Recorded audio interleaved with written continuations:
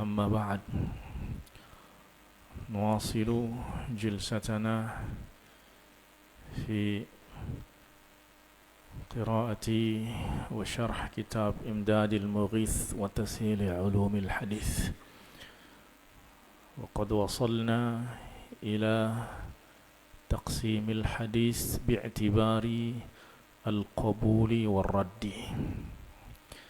Ya, tadi kita sudah jelaskan bahwa hadis dari segi apakah hadis itu makbul atau mardud, dari segi diterima atau tidak, itu terbagi menjadi dua bagian, yaitu al-maqbul wal mardud. Dan yang masuk dalam kategori makbul itu adalah hadis yang sahih dan hasan.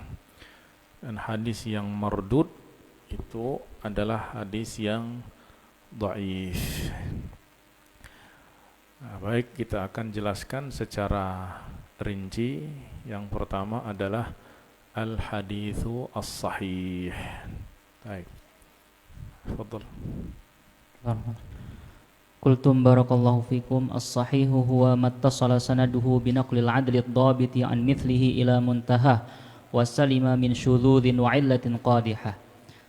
Fasyurutu sihhatil hadith khamsah: ittisalus sanadi, adalatur rawi, dhabtur rawi, intifa'us syudud, intifa'ul illatil qadihah. Asy-syartul awwal ittisalus sanad huwa an yakuna kullun min rijalil hadithi qad talaqqahu min syaikhihi min awwali sanadi ila muntahahu bi tariqatin min turuqit tahammulil mu'tabarah. Wa ala hadha fal hadithul muttasilu huwa ma salima isnaduhu min suqutin fihi bihaitsu yakunu kullun min rijalihi sami'a dhalikal marwiyya min syaikhihi. Wala budda idzan litisali sanadi min tahaqquqi amrayni wa huma sama'u kulli rawin lil hadithi min syaikhihi alla yasquta min rijalil isnadi ahad. Wa yu'rafu dhalika min jihatain: at-tasrihu bis-sama'i min ar-rawi, al-mu'asaratu ma'a imkanil liqa'i was-sama'. Ammal ula fa an yusarriha ar-rawi bis-sama'i aw ma fi hukmihi min syaikhihi fi riwayatin min riwayatihi anhu wa yakunu tariqus sama' sahihan. Mithaluhu an yaqula ar-rawi haddathana wa haddathani wa sami'tu wa akhbarani wa qara'a alaina wa sami'na alaihi wa qala lana wa haka lana wa dhakara lana wa syafahana wa arada alaina wa aradana alaihi wa nawalana wa kataba lana aw ma syabahaha min al-ibaratid dallati 'ala al-ittisal an-nafiyati lil-infisal. Wa amma ats-tsaniyatu fa idza lam yusarrih ar-rawi bis-sama'i min syaikhihi ushturita hatta yuhkam hadithu bil-ittisal thalathatu umurin wa hiya kattali: syurutul hukmi bil-ittisali liman lam yusarrih salamatur rawi ats-thiqatu min at-tadlis, thubutul mu'asarah, imkanul liqa'i was-sama'. Amma salamatur rawi ats-thiqati min at-tadlisi fali'anna tadlisa huwa an yarwi ar-rawiyu amman laqiyahu wa lam yasma' minhu aw amman asrahu wa lam yalqahu muhiman annahu sami'ahu minh, ka an yaqula an fulanin aw qala fulanun aw anna fulanan wa nahwiha. Fa amma idza saraha bis sama' aw at-tahdits wa lam yakun qad sami'ahu min syaikhihi wa lam yaqra' alayhi falaysa bimudallisin bal kana kadhiban fasiqa, wa sayatil kalamu 'an at-tadlis bit tafsili fi mawdi'ihi insyaallah taala. Baik. Pertama, hadis sahih. Tadi seperti yang sudah dibacakan di dalam ta'rif adalah, jadi ta'rifnya itu sebenarnya adalah syarat-syaratnya atau standar untuk dikatakan hadis itu sebagai hadis yang sahih. Dia harus memenuhi 5 standar. Yang pertama adalah ittisalus sanad. Ittisalus sanad ini artinya kita memeriksa, meneliti sumbernya, ya. Kemudian setelah sumbernya ketahuan, baru sumbernya itu yang kita teliti. A1-nya itu yang kita teliti. Dia punya kelayakan untuk diterima riwayatnya atau tidak. Dan orang itu dikatakan layak, ya, capable untuk diterima riwayatnya, harus dilihat dari 2 aspek. Yang pertama adalah, ya, dari aspek adalah ketakwaan, nilai integritas, kejujuran, itu yang pertama, ya. Nah, kenapa? Karena begini, satu riwayat atau katakanlah informasi yang disampaikan oleh seseorang itu tidak bisa diterima kalau informasi itu tidak benar. Ya, informasi tidak benar tentu tidak bisa diterima. Ya, atau istilahnya al-khabarul kadzibu. Baik. Nah, apa penyebab informasi itu tidak benar? Kenapa orang menyampaikan informasi yang tidak benar? Kira-kira sebabnya apa? Orang menyampaikan berita yang tidak benar, itu kira-kira sebabnya apa? Ini kita ingin merasionalisasikan syarat-syarat ini, artinya bukan sekedar kita hafal aja, tapi rasionalisasinya itu bagaimana? Ketika orang menyampaikan riwayat yang tidak benar, itu sebabnya dua saja. Yang pertama, karena dia berbohong. Yang kedua, karena dia lupa. Dia keliru. Itu saja sebabnya informasi disampaikan tidak benar. Pertama, sengaja menyampaikan yang tidak benar, maka dia berbohong. Yang kedua, tidak sengaja menyampaikan yang tidak benar, tapi dia menyampaikan yang tidak benar karena dia keliru, lupa, atau salah. Nah, untuk mengantisipasi hadis itu disampaikan, yang disampaikan itu tidak benar, maka dua kemungkinan ini harus ditutup. Pertama, untuk menjamin berita itu disampaikan dengan sengaja secara tidak benar, maka perawinya disyaratkan apa? Adalatur rawi, kejujuran, ketakwaan. Itu syaratnya, ya. Nah, nanti akan kita bahas pada pembahasan yang syarat yang kedua dan yang ketiga. Berikutnya, setelah diantisipasi perawi itu betul-betul dari segi adalah memang betul-betul qualified, ya. Artinya tidak mungkin dia sengaja berbohong. Kenapa? Karena dia adalah orang yang soleh, orang yang bertakwa. Orang yang bertakwa itu nggak mungkin dia berbohong, ya. Tapi orang yang soleh belum tentu beritanya diterima. Kenapa? Karena kesalahan itu bukan karena kesengajaan, tapi karena tidak sengaja.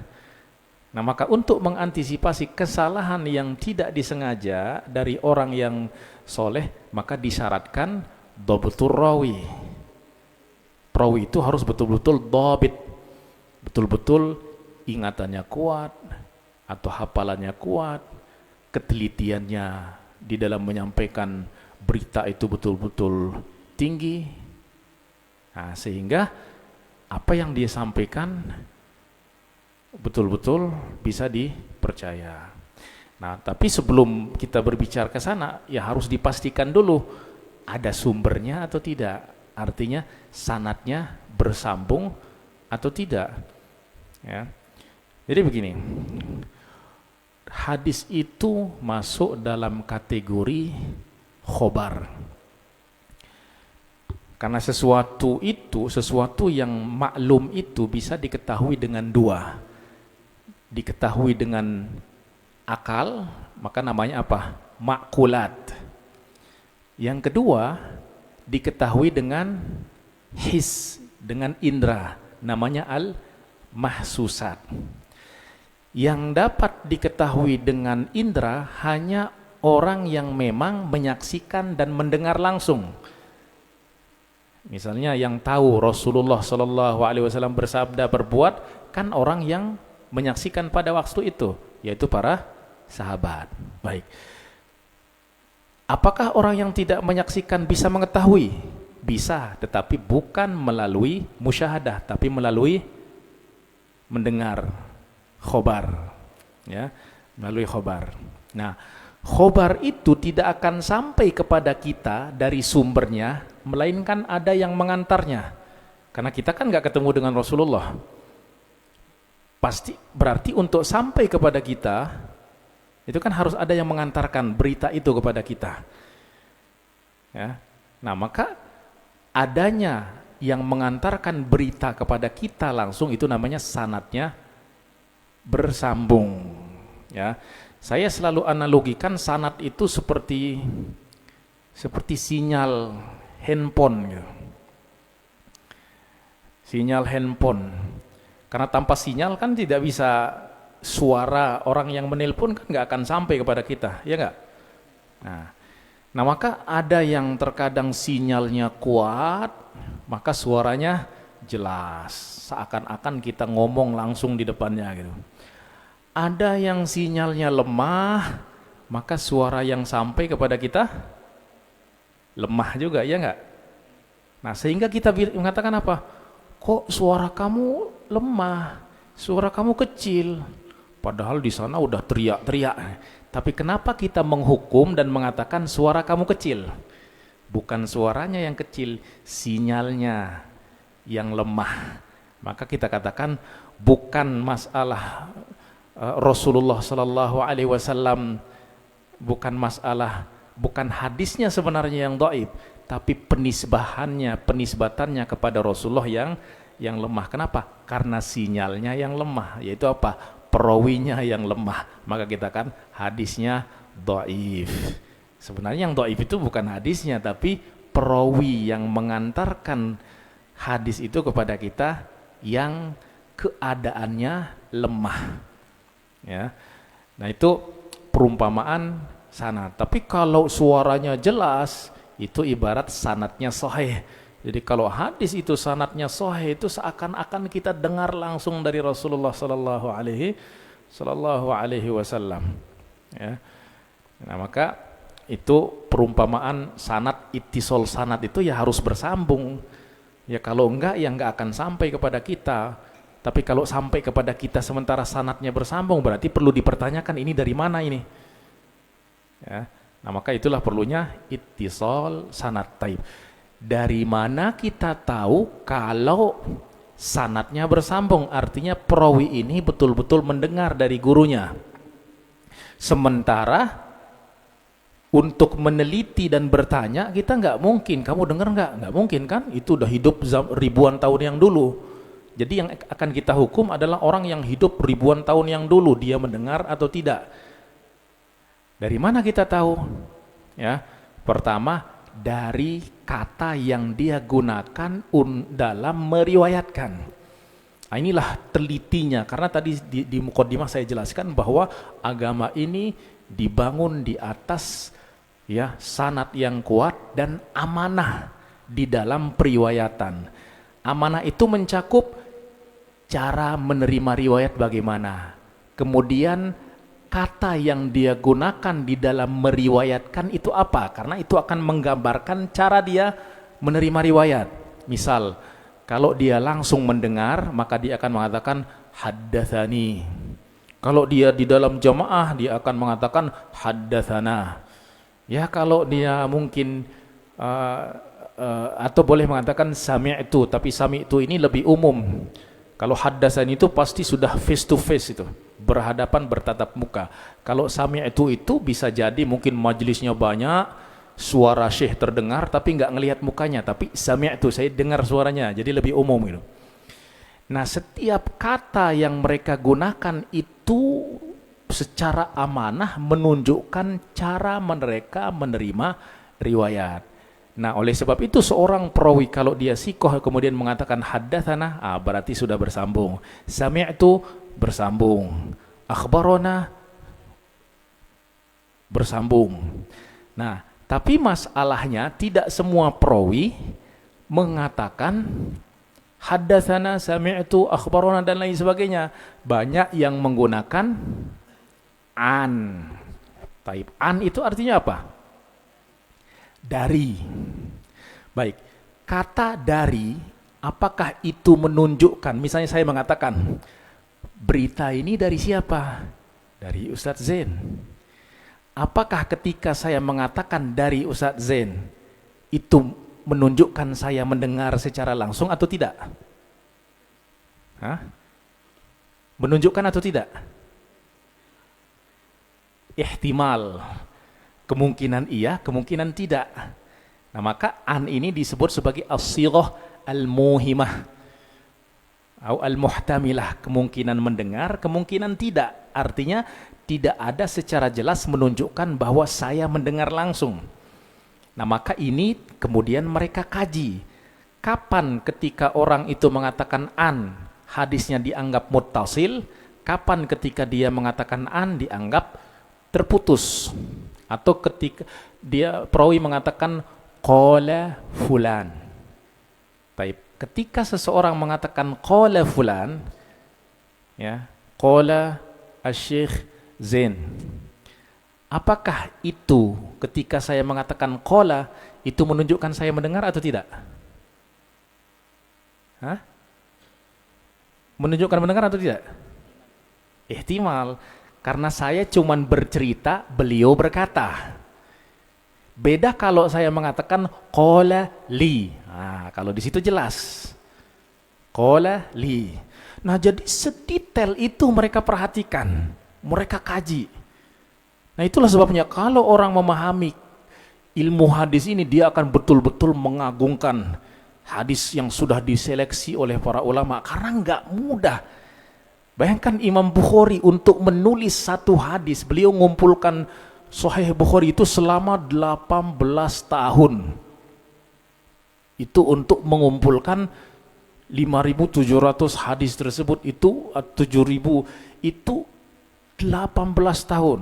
Apa yang beliau lakukan? Pendekatan spiritual dan juga pendekatan ilmiah. Pendekatan spiritualnya apa? Setiap mau nulis hadis, setelah beliau periksa segala-galanya, kemudian beliau mau tulis, beliau sholat, beliau berwudu dulu, bahkan di dalam riwayat beliau mandi dulu, berwudu, kemudian sholat istikharah dulu. Sholat istikharah, meminta pendapat Allah lah, meminta istikharah kepada Allah, apakah hadis ini akan saya masukkan ke dalam sahih atau tidak. Kalau hatinya tenang, langsung ditulis. Mau tulis hadis yang kedua, berwudu lagi, sholat lagi, tenang, tulis. Kalau enggak tenang, beliau tinggalkan. Ya. Nah, artinya hadis yang dihidangkan kepada kita itu melalui proses penyaringan yang sangat panjang. Nah, sehingga kalau orang memahami ilmu ini, mereka akan betul-betul mengagungkan. Namanya hadis-hadis Rasulullah Sallallahu Alaihi Wasallam. Nah, jadi kalau perawi itu mengatakan an, nah, kalau udah jelas dia mengatakan haddatsana sami'tu akhbarana qala li dzakara li hakali, semuanya itu menunjukkan dia betul-betul mendengar. Kalau perawinya siqah dan tidak pendusta. Nah, yang menjadi masalah adalah perawi yang mengatakan an ini. Nah, maka disyaratkan 3 syarat supaya bisa dikatakan dia bersambung. Annya ini bersambung. Pertama, perawinya siqah dan tidak mudallis. Mudallis itu apa? Mudallis itu tidak sering menyembunyikan, ya, tidak sering menyembunyikan perkara yang sebenarnya. Ya, misalnya tadi dia dengar dari kawannya, tapi dia nggak bilang haddatsani sadiqi, dia langsung mengatakan an syaikhi. Betul, memang hadis itu dari gurunya, tapi masanya dia tidak menjelaskan. Saya dengar langsung dari kawan saya dari guru saya, gitu. Nah, ini kan bukan berbohong, tapi kurang transparan lah. Nah, di dalam ilmu hadis itu transparansi itu memang sangat dituntut, karena ini kaitannya dengan agama. Nah, maka syaratnya dia tidak ada indikasi pernah mentadlis. Kalau dia punya kebiasaan seperti itu, maka para ulama mengatakan seorang mudallis kalau dia meriwayatkan dengan an, maka hadisnya dianggap sebagai hadis yang terputus sanadnya dan hadisnya dianggap sebagai hadis yang dhaif. Maka orang mudallis itu harus riwayatnya mengatakan haddatsana fulan au sami'tu fulan. Nah, yang kedua syaratnya adalah thubutul mu'asarah, yang mengatakan an fulan ini harus diperiksa apakah dia sezaman atau tidak. Kemudian setelah kita tahu dia sezaman atau tidak, setelah itu kita periksa dia bertemu dan mendengar atau tidak. Ya. Nah, maka para ulama syarat yang ketiga ada imkanul liqa'i was sama, ada kemungkinan kuat dia mendengar, bertemu dan mendengar. Baik. Kenapa mengatakan kemungkinan? Kenapa tidak subutul liqa? Nah, ini syaratnya Imam Bukhari itu syaratnya lebih ketat. Beliau harus ada bukti, betul-betul ada bukti bahwa dia mendengar. Bukti itu apa? Misalnya dia meriwayatkan 10 hadis. Yang penting ada di dalam satu hadis dia mengatakan, dia misalnya meriwayatkan dari seorang syekh 10 hadis. Ada satu hadis dia mengatakan haddatsani syaikhi misalnya. Akhbarani syaikhi. Berarti itu sudah bukti bahwa dia mendengar. Tapi kalau Imam Bukhari semua riwayatnya, misalnya riwayat orang ini dari gurunya dia mengatakan an, Imam Bukhari tidak terima. Tapi kalau jumhur dan Imam Muslim syaratnya agak longgar sedikit. Yaitu apa? Imkanul liqa, ada kemungkinan bertemu dan mendengar. Nah, mungkin kita akan mengatakan, bukankah namanya kemungkinan itu kan lemah? Dalalatul imkan dhaifah. Betul, tetapi yang menguatkan adalah pertama, perawinya sikoh, dan yang kedua, dia tidak ada track recordnya sebagai seorang yang mudallis. Artinya kalau dia mengatakan an, dia tidak akan meriwayatkan kecuali dari orang yang betul-betul dia temui dan pernah mendengar. Itu syaratnya, sehingga itu akan menguatkan kemungkinan itu. Kemungkinan itu misalnya apa? Misalnya kemungkinan kuat itu maksudnya seperti ini. Ada seseorang meriwayatkan dari fulan dengan menggunakan an fulan. Baik, orang ini sezaman apa enggak? Sezaman. Ada kemungkinan bertemu atau enggak? Kemungkinannya kuat. Misalnya apa? Keduanya berasal dari daerah yang sama. Misalnya keduanya dari Madinah. Nah, berarti kemungkinan untuk bertemu sangat kuat. Ditambah lagi kebiasaan, bahkan adab para ulama terdahulu, dia tidak akan keluar dari kampungnya kecuali semua syuyukh yang ada di kampungnya itu sudah dia dengar hadisnya semuanya. Ya. Nah, maka ini semuanya adalah penguat-penguat yang menjadikan orang-orang yang mengatakan an itu menunjukkan hadisnya itu bersambung. Jadi syaratnya 3. Pertama, dia tidak mudallis. Yang kedua, subutul mu'asarah. Yang ketiga, imkanul liqa, ada kemungkinan bertemu dan mendengar. Ya. Nah, itu yang ditelusuri oleh para ulama untuk memastikan bahwa sanadnya bersambung. Nah, amma thubutul mu'asarati fayatimmu bi ahadi tariqaini ma'rifatu tarikhi wiladati rawi wa tarikhi wafatil marwi anhu. Mithalu dhalika qawlul imami muslimin fi muqaddimati sahihi wa asnada Ubaid bin Umair an ummi Salamata zaujin Nabi sallallahu alaihi wasallam anin Nabi sallallahu alaihi wasallam hadithan wa Ubaid bin Umair wulida fi zamanin Nabi sallallahu alaihi wasallam. Contoh sini Imam Muslim. Jadi Ubaid ibnu Umair di dalam semua riwayatnya dari Ummu Salamah dia selalu mengatakan an. Dia tidak ada mengatakan sami'tu dan lain sebagainya. Tetapi Imam Muslim menghukum hadisnya bersambung. Hadisnya bersambung. Ya. Nah, kenapa? Karena pertama, Ubaid bin Umair ini lahir pada zaman Rasulullah. Artinya kalau lahir pada zaman Rasulullah, sementara Ummu Salamah adalah istri Rasulullah, kira-kira sezaman apa enggak? Mu'asarah sudah pasti gitu.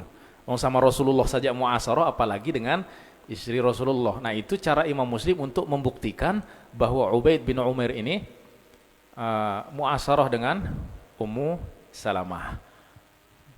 Nah, ففي هذا المثال تحقق الإمام مسلم من معاصرة عبيد بن عمير لأم سلمة رضي الله عنها بمعرفة تاريخ ولادة عبيد بن عمير المولود في زمن النبي صلى الله عليه وسلم ثم بمعرفة تاريخ وفاة أم سلمة رضي الله عنها التي تأخرت إلى سنة 62 على الصحيح ولكن لم يذكر الإمام مسلم هنا تاريخ وفاة أم سلمة رضي الله عنها لأنه معروف مشتهر بين المحدثين أن وفاتها تأخرت بزمن طويل بعد وفاة رسول الله صلى الله عليه وسلم ويدخل في هذا أيضا معرفة قدم ولادة الراوي دون تحديد دقيق لسنة الولادة مثاله قال مسلم في أبي عثمان النهدي وأبي رافع الصائغ إنهما أدرك الجاهلية وروي عن أبي بن كعب رضي الله عنه وأيضا قوله في أبي عمرو الشيباني وهو ممن أدرك الجاهلية وروى عن أبي مسعود الأنصاري رضي الله عنه وأيضا قوله في قيس بن أبي حازم وقد أدرك زمن النبي صلى الله عليه وسلم وروى عن أبي مسعود الأنصاري رضي الله عنه فكلهم ولدوا قديما في الجاهلية ولكن دون تحديد لتاريخ ولادتهم لأن معاصرتهم للصحابة مما لا مجال فيه للشك والريب. Ya, ini cara menentukan bagaimana menentukan orang itu muasarah atau tidak, karena mungkin banyak yang tidak diketahui tahun lahirnya secara tepat gitu. Tetapi diketahui bahwa dia lahir misalnya, kalau di sini ada semua yang disebutkan tadi itu adalah tabi'i. Tabi'i Abu Utsman An-Nahdi, Abu Rafi' As-Sa'iq, itu adalah Abu Amr Asy-Syaibani, itu adalah tabi'i. Ya, meriwayatkan dari sahabat, tapi dia mengatakan an Ubay bin Ka'ab, an Abi Mas'ud. Taib, apakah muasarah? Ya pasti muasarah. Kenapa? Karena Abu Rafi' As-Sa'iq ini memang hidup di zaman jahiliyah. Cuman ketika Rasulullah diutus, beliau belum beriman. Berimannya itu setelah Rasulullah meninggal, maka masuk dalam kategori tabi'i gitu. Ya, kategori tabi'i. Demikian juga Abu Amr Asy-Syaibani mimman adrakal jahiliyah. Artinya kalau kita mau memastikan dia muasarah dengan sahabat, ya pasti muasarah. Kenapa? Wong hidup di zaman jahiliyah, hidup di zaman Rasulullah, ya pasti muasarah dengan sahabat. Ya. Nah.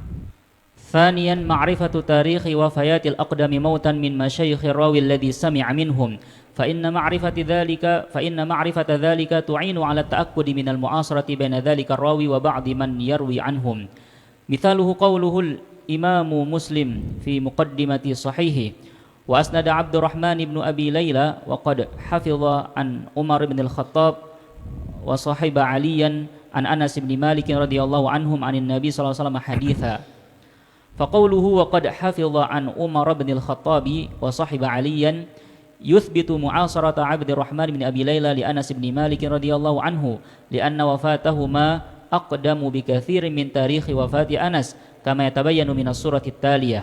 Ya, jadi di antara cara yang Imam Muslim gunakan untuk membuktikan bahwa orang itu muasarah adalah dengan melihat deretan gurunya. Ada gurunya yang senior, ya maka dia bertemu dengan yang lebih senior, itu memastikan dia pasti bertemu dengan yang atau muasarah dengan yang junior. Di sini ada kasus ditemukan oleh Imam Muslim di mana Abdurrahman bin Abi Layla itu banyak meriwayatkan dari Anas bin Malik, tapi selalu menggunakan an Anas.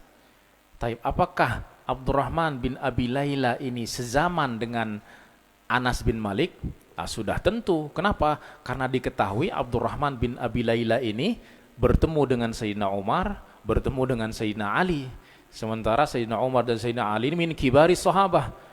Sementara Sayyidina Anas ini termasuk sigharus sahabah.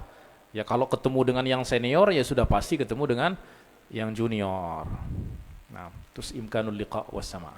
وأما إمكان اللقاء والسماع فذلك لأن ليس كل من ثبتت له المعاصرة يثبت له اللقاء بخلاف من ثبت له اللقاء فقد ثبتت له ضرورة المعاصرة لأن المعاصرة أعم من اللقاء وهو أخص منها ومعلوم أن مسلما رحمه الله تعالى اكتفى في الاتصال بشرط المؤاصرة مع إمكان اللقاء بخلاف البخاري فإنه لا يكتفي بمجرد إمكان اللقاء بل اشترط ثبوت اللقاء ولو مرة واحدة وليس هذا بشرط عند جمهور المحدثين بل يكفي عندهم مجرد إمكان اللقاء مع أمن التدليس كما ذهب إليه مسلم ومن أمثلة ذلك تصحيح الجمهور سماع محمد بن عبد الله الملقب بالنفس الزكية عن أبي الزناد وإن كان البخاري قال فيه لا أدري أسمع من أبي الزناد أم لا وذلك لأن شرطه عدم الاكتفاء بالمعاصرة وأما الجمهور فعلى مذهب الإمام مسلم وهو الاكتفاء بالمعاصرة مع إمكان اللقاء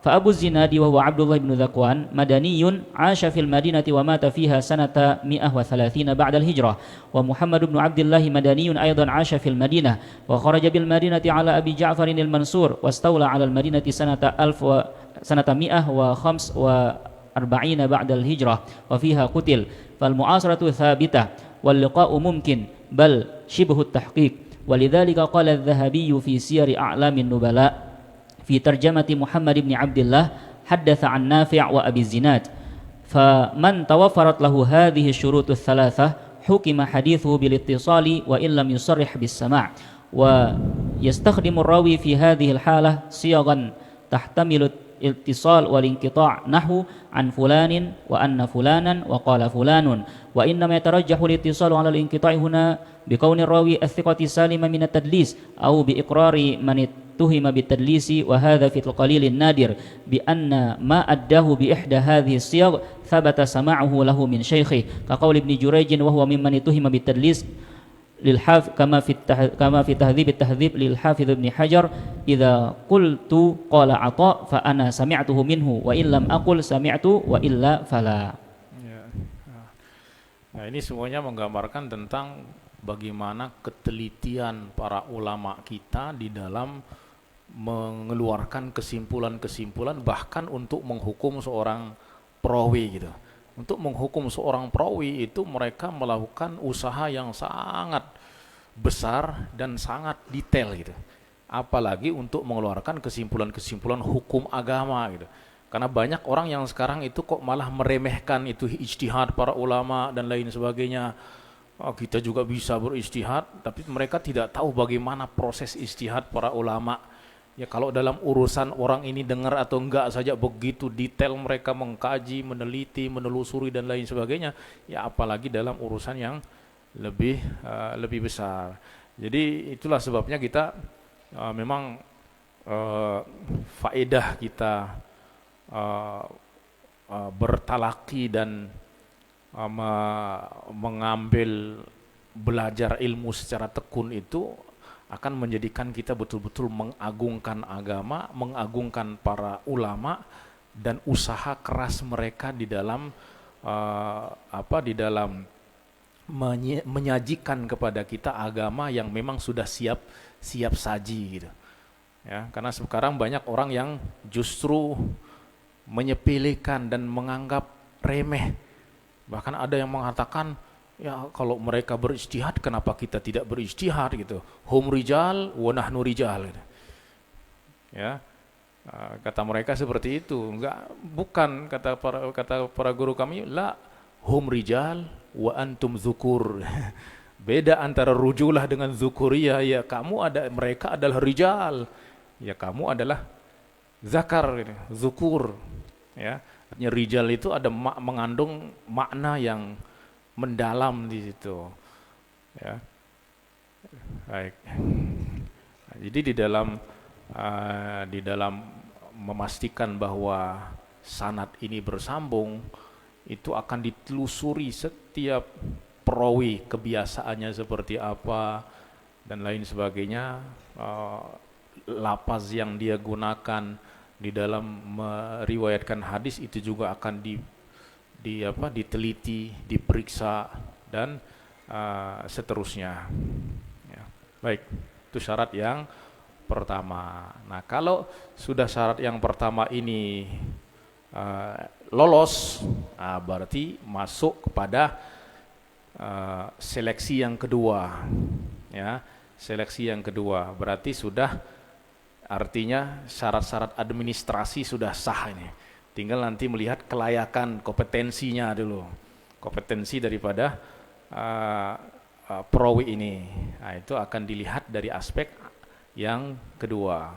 Nah, الشرط الثاني عدالة الراوي وهي سلامة الراوي من الفسق وخوارم المروءة أو هي كما قال الحافظ ابن حجر ملكة تحمل على ملازمة التقوى والمروءة وتفسر التقوى بأنها اجتناب الأعمال السيئة من الشرك والفسق والبدعة والمروءة تعاطي المرء ما يستحسن وتجنبه ما يسترذل وصيانة النفس عن الأدناس وما يشينه عند الناس وهي تختلف باختلاف الأمكنة والأزمنة فالعدل هو المسلم البالغ العاقل السالم من الفسق بارتكاب كبيرة أو إصرار على صغير مع سلامته مما يخل بالمروءة ويتبين مما سبق أن شروط العدالة 5 الإسلام البلوغ العقل التقوى المروءة وأما اشتراط هذه الأمور ال5 وهي أولا الإسلام فلقوله تعالى ممن ترضون من الشهداء وغير المسلم ليس من أهل الرضا قطعا البلوغ لأنه مناط تحمل المسؤولية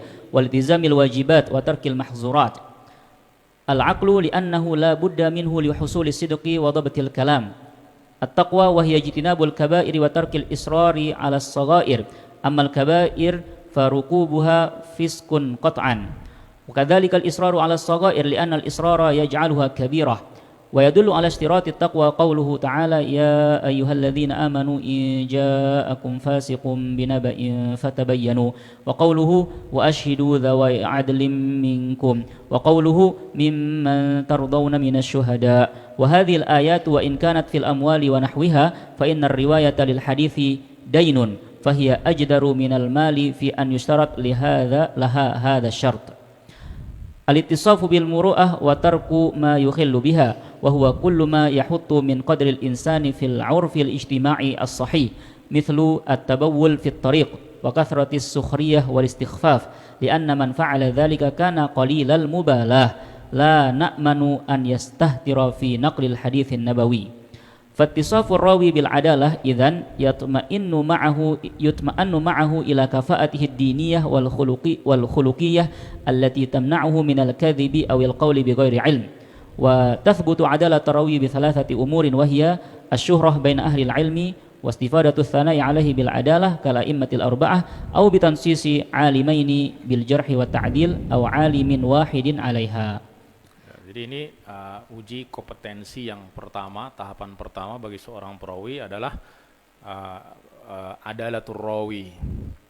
Adalatur rawi itu artinya apa?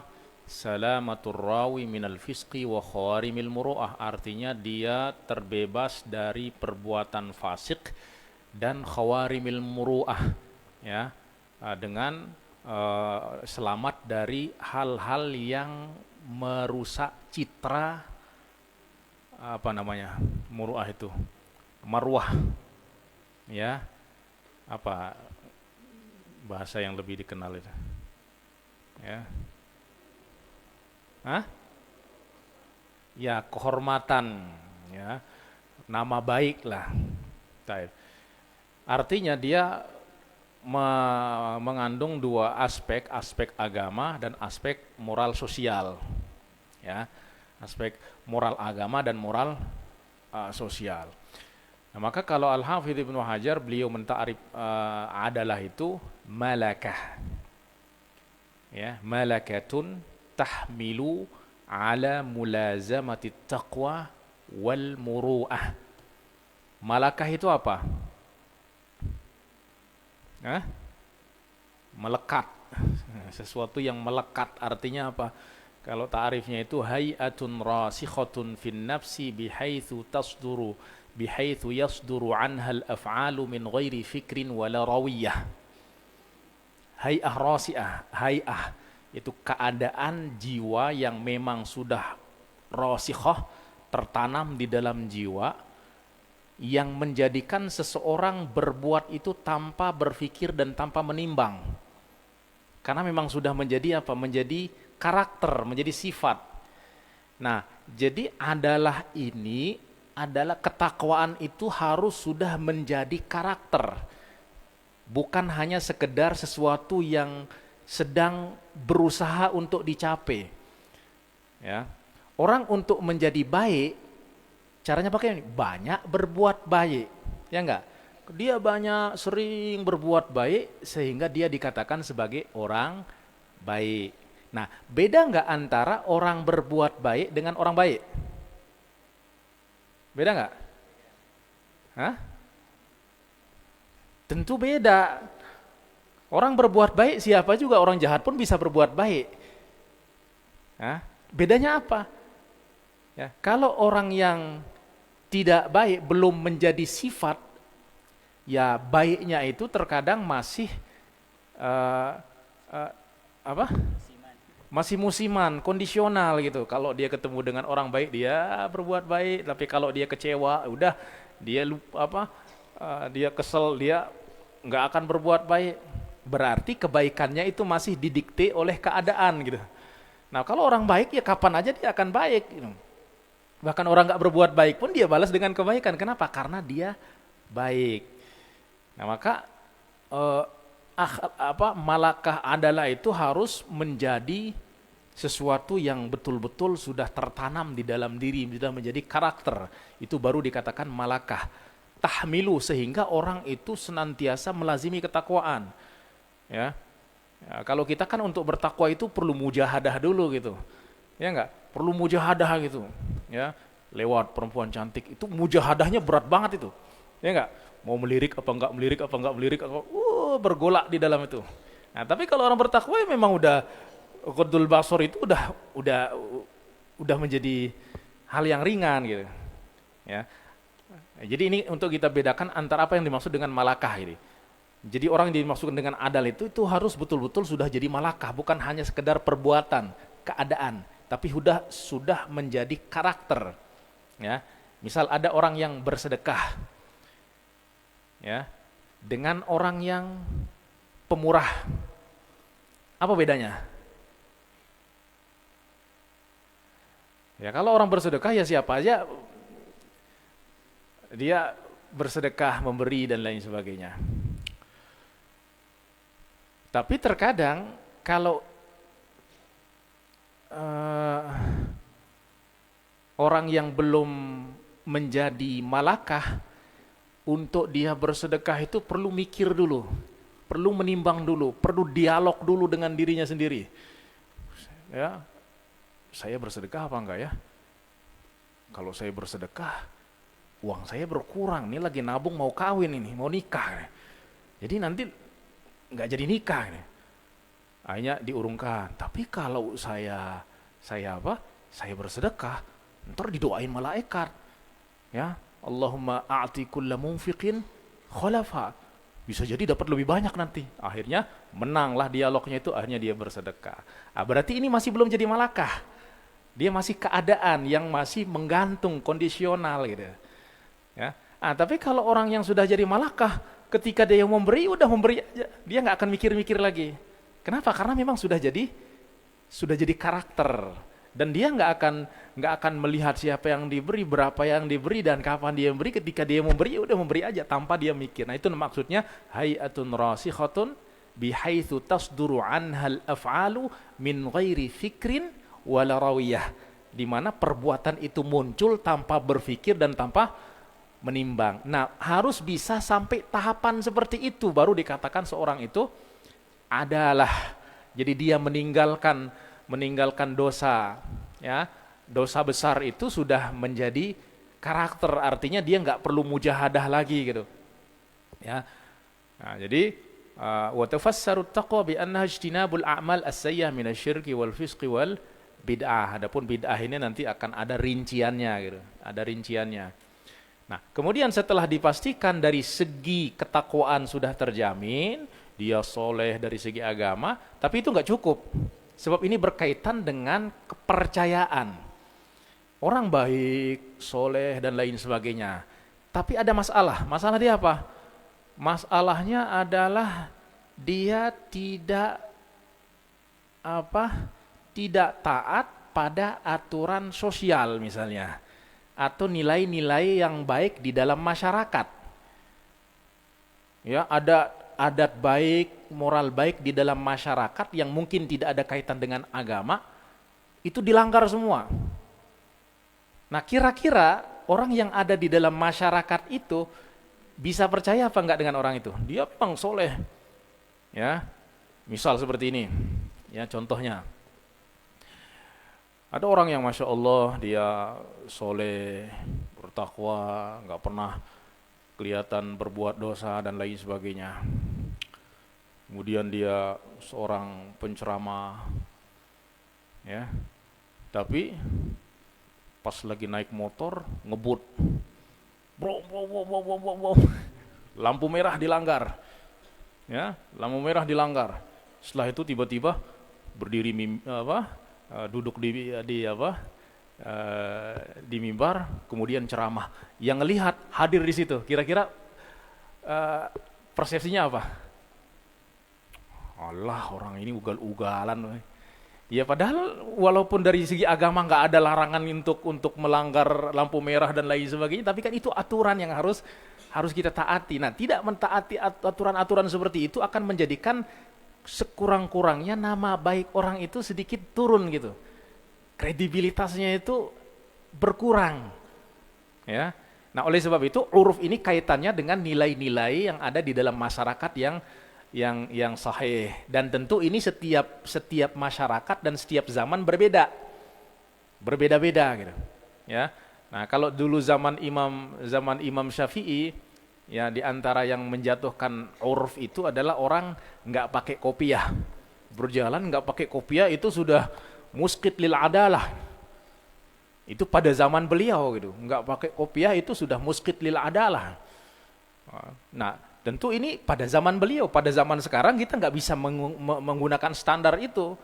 Nah, kita ke Mesir, jangankan pakai kopiah di jalan-jalan, mau naik mimbar aja nggak pakai kopiah, pakai dasi, pakai jas, udah khutbah Jumat sudah. Mungkin kalau di tempat kita ini aneh kan, ada orang berpakaian seperti itu, ini kayaknya siapa ini? Ya, mau ceramah di gereja, ya kan? Nah, ini artinya berbeda setiap tempat dan setiap. Nah, kita harus membaca kebiasaan-kebiasaan baik yang ada di dalam masyarakat kalau kita ingin dipercaya. Nah, masalahnya ini adalah bagaimana hadis yang kita sampaikan itu dipercaya, diterima. Maka kita harus betul-betul jaga adab agama dan adab sosial. Nah, itu yang dimaksud dengan muru'ah ini, ya. Muru'ah, dan sekali lagi setiap tempat dan setiap zaman itu berbeda-beda. Misal nih di tempat kita ini berbeda-beda itu seperti ini. Kita di Lombok, kalau ada orang bertanya, kemudian kita nunjuk pakai tangan kiri, kira-kira gimana itu? Hah? Kurang ajar kan? Kurang ajar sekali udah seperti itu. Di tempat kita. Tapi coba pergi ke tempat lain, misalnya ke Jawa. Orang nunjuk tangan kanan, tangan kiri biasa aja gitu. Artinya itu bukan sesuatu yang aib, bukan nggak dianggap sebagai kurang ajar, karena itu memang sudah biasa di tempat mereka gitu. Nah, ini yang dimaksud dengan takhtalifu biikhtilafil azminati wal amkinah gitu. Bahkan dulu saya pernah bertanya ya. Saya bertanya waktu di Mekah pada jamaah Indonesia. Ketika itu saya bertanya, kemudian dia nunjukin saya bukan dengan tangan kanan, bukan dengan tangan kiri, nunjukin pakai kaki. Subhanallah, saya bilang. Tapi saya berpikir, oh mungkin di tempat dia nunjukin kaki itu pakai kaki itu biasa. Nah, artinya ini harus betul-betul kita, misalnya ada orang dari luar, dia biasa tunjuk kanan, tunjuk kiri, datang ke Lombok, dia harus menjaga etika itu gitu. Karena nanti dia akan dikatakan kurang ajar. Kalau udah orang katakan kurang ajar, kemudian qala Rasulullah, kira-kira mau dengar apa enggak? Lah dari awal orang udah menganggap dia kurang ajar, lah gimana mau dengar gitu. Nah, ini berkaitan dengan integritas, kredibilitas seseorang di dalam periwayatan. Ya. Nah, sampai segitunya itu diperhatikan. Oleh sebab itu Imam Bukhari dulu pernah diriwayatkan, itu ketika ingin ketemu dengan seseorang, ketemu di jalan, bawa keranjang kosong. Di belakangnya keledainya ikut. Ditanya, ini kenapa kamu bawa keranjang kosong katanya? Ini katanya apa? Karena keledai saya ini agak nakal gitu. Jadi harus diakalin, harus dibuat pura-pura seakan-akan di dalam keranjang ini ada makanan gitu. Ada makanan gitu. Sehingga dia mau ikut saya jalan gitu. Maka Imam Bukhari, oh ini nggak layak diterima riwayatnya. Kenapa? Karena dia berbohong kepada kepala keledai. Ya padahal itu secara ya agama nggak apa-apa, cuma bawa keranjang kosong, tapi ya sampai segitunya diperhatikan. Kenapa? Karena ini kaitannya dengan agama gitu. Ya. Ya, jadi ilmu hadis ini juga akan mengajarkan kita tentang ilmu rijal, ilmu tentang moral dan lain sebagainya. Bukan sekedar sanad matan begitu saja, tidak. Ya. Baik, fadhal. Jadi yang dikategorikan syarat-syarat orang adil itu ya 5 syarat itu. Pertama al-Islam, al-bulugh, ya harus Islam, muslim, balik, akil, bertakwa dan muru'ah. Bertakwa itu artinya bukan berarti nggak boleh berbuat dosa. Ya, bertakwa itu artinya kalau berbuat dosa besar segera bertobat, kalau berbuat dosa kecil juga segera bertobat. Ya, jangan terus-menerus berbuat dosa kecil, karena dosa kecil yang terus-menerus itu akan menjadi dosa besar. Nah, ضبط الراوي هو أن يكون الراوي متيقظا غير مغفل ولا ساهٍ ولا شاك في حالتي التحمل والأداء فيكون حافظا إن حدث من حفظه ضابطا لكتابه إن حدث منه عالما بما يحيل المعاني إن حدث بالمعنى. الضبط نوعان: ضبط صدر هو أن يثبت ما سمعه بحيث يتمكن من استحضاره متى شاء، وهو نوعان: ضبط تام وهو ما لا يوجد فيه اختلال وهو هذا المشروط في الصحيح لذاته وهو المراد بالتعريف السابق للحديث الصحيح. ضبط غير تام وهو ما يوجد فيه اختلال بحيث يكون صاحبه يضبط تارة ولا يضبط أخرى وهذا شرط في الصحيح لغيره والحسن لذاته. ضبط كتاب هو أن يصون كتابه منذ سمعه وصححه إلى أن يؤدي منه. كيفية معرفة ضبط الراوي: يعرف ضبط الراوي بموافقة الثقات المتقنين وذلك بأن يعتبر حديثه بحديثهم فإن وافقهم في أغلب حديثه ولو معنى فهو الضابط ولا تضر مخالفته النادرة وإن كثرت ردت روايته لعدم ضبطه. Yang syarat yang ketiga ini atau uji kompetensi yang kedua bagi seorang perawi itu adalah akan dinilai adalah aspek ketelitian, keuletan, daya ingat, hafalan dan pemeliharaannya terhadap kitabnya. Kitab itu artinya hadis yang dia dengar dari gurunya, dia tulis, setelah dia tulis nggak langsung disimpan, tapi harus dipastikan dulu kebenarannya.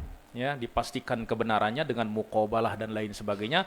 Kalau sudah betul-betul benar baru disimpan dengan baik. Nanti ketika ingin meriwayatkan baru dia buka bukunya, kemudian baca dari bukunya ini kalau orang yang meriwayatkan bukan mengandalkan hafalan, ya. Nah, kalau yang hafalan berarti ya syaratnya hafizan in haddatsa min hifdhihi. Yaitu betul-betul hafal.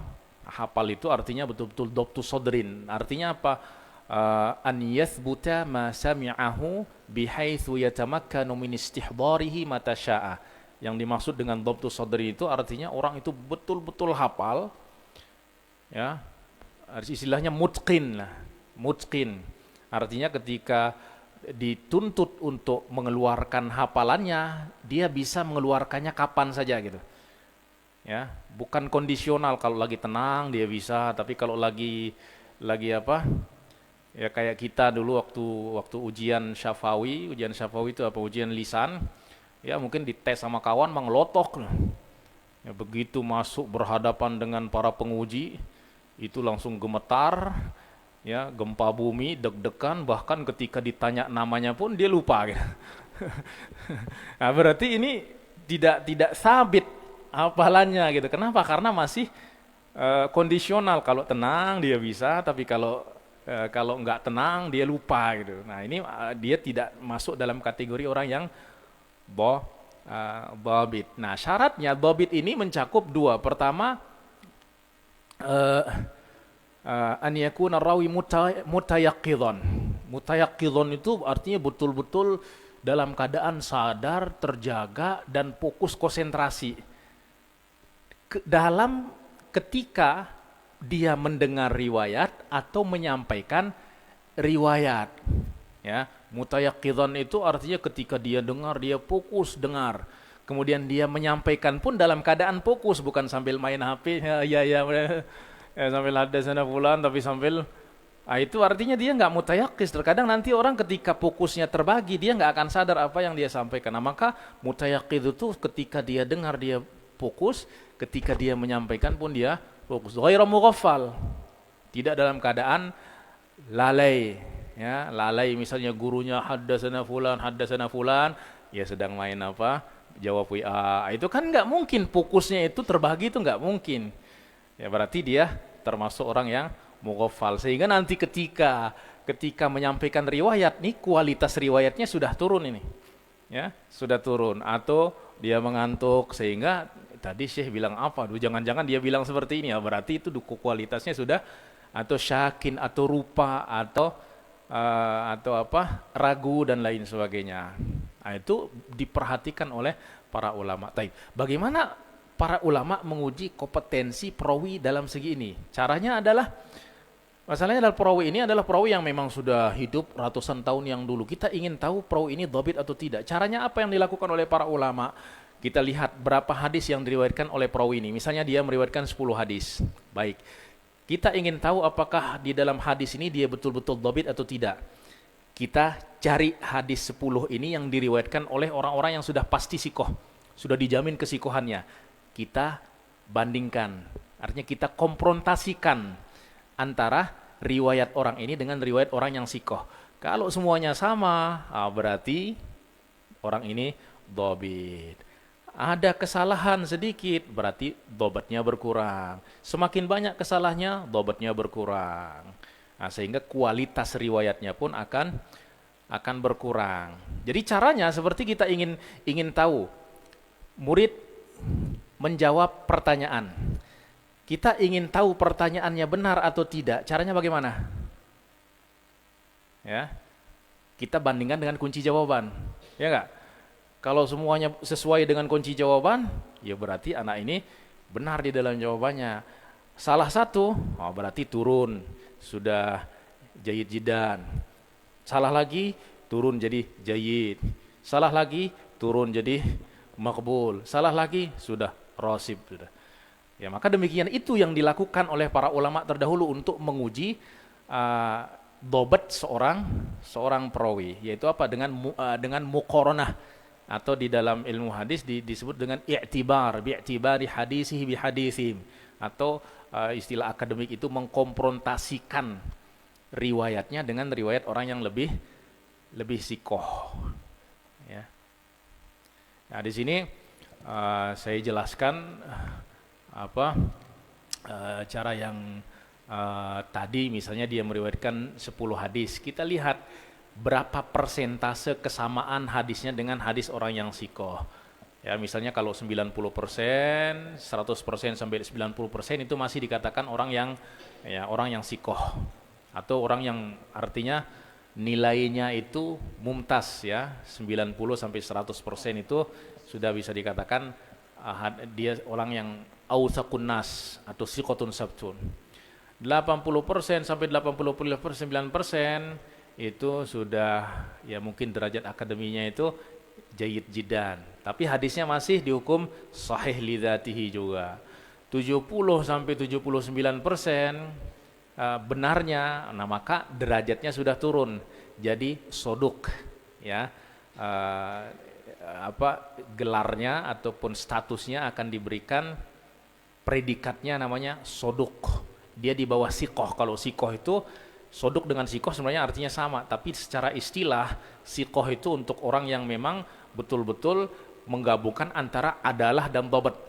Nah, soduk itu dia dari segi adalah oke, tapi dari segi dhabat dia berkurang, turun sedikit, maka soduk, maka derajatnya hadisnya apa? Hasan. Ya, atau kalau dalam akademi pendidikan jayyid, ya, jayyid jiddan itu masih sahih lidzatihi juga, ya. Terus setelah itu 60% sampai 69% soduk tapi iyahim, ya soduk tapi dia ada kekeliruan. Ya maka hadisnya apa ini? Ya hasanun li ghairihi, artinya hadisnya dah dhaif. Ya, hadisnya dhaif. Ya, 50%, 59% dan seterusnya akan semakin turun sampai hadisnya nanti dhaif jiddan. Ya, kemudian ya setelah itu apa? Maudhu' sudah atau matruk dan seterusnya. Nah, di sini hadhihi nisbah, jadi persentase ini hanya takribiyah ya, jadi tujuannya adalah untuk memahami bagaimana sistem kerja para ulama di dalam menguji kompetensi seorang perawi dari segi bobotnya. Wahiyya min ajli taqribil mas'alah ila al-fahm. Nah, kemudian yang syarat yang keempat. الشرط الرابع انتفاء الشذوذ. الشذوذ هو مخالفة راوي الثقة لمن هو أوثق منه أو لجماعة من الثقات. طريقة معرفة الشذوذ جمع طرق الحديث وألفاظه المختلفة والمقارنة بينها لتتضح موافقته للطرق الأخرى فتقبل أو مخالفته لها فترد. الاطلاع على أقوال أهل الشأن حول ذلك الحديث في كتب علل الحديث أو شروحها وغيرها. Intifa'u syuzuz tadi sudah jelaskan bahwa setelah melalui 3 seleksi tadi, pertama seleksi sanad, kemudian seleksi perawi dari segi adalatul rawi lulus, kemudian dhabtur rawi sudah lulus, berarti perawinya itu sanadnya muttasil dan perawinya siqah. Tapi apakah bisa hadis itu dihukum sahih? Nah, kalau menurut ulama fikih syaratnya 3 aja. Yaitu ittisalus sanad, adalatul rawi, dhabtur rawi sudah diterima secara mutlak. Itu ulama fikih. Tapi ulama hadis dia lebih detail. Syaratnya ada tambahan, yaitu apa? Adamus syuzuz. Kenapa? Karena orang yang sikoh bisa saja dia keliru.